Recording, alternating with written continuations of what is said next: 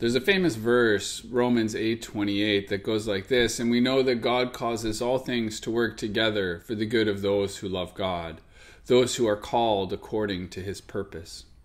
I've heard a lot of talk lately about 2020 being a wasted year, a loss, a terrible year, the worst year ever, and frankly, the historian in me just thinks this is really not true and not fair and an exaggeration. But even so, I do know that 2020 has been hard for some people. It's also been really good for some people. It's also been revelatory. We've learned a lot about ourselves in the last few months.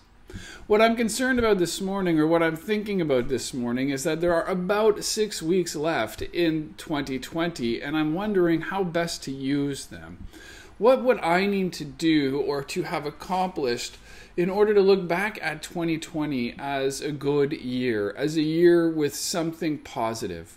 Many of us will make decisions on January 1st or December 31st, and we will make a plan for how 2021 will be different. We will think about what we can control, what matters to us, and we will tell ourselves we're going to be better next year at those things.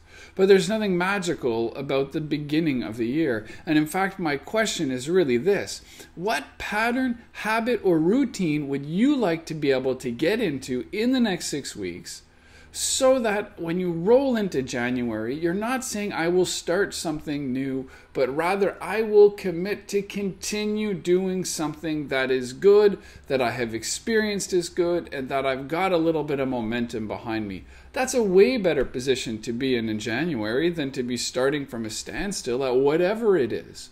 And so my challenge is simply to consider with intention and reflection how to redeem 2020. What could you start so that in 5, 10, 15 years you're looking back and thinking 2020, that's the year I started playing guitar. That's the year I started worrying about my health. That's the year I started meditating. Whatever it is. How do you look back? 6 weeks left, folks. Let's make the most of them.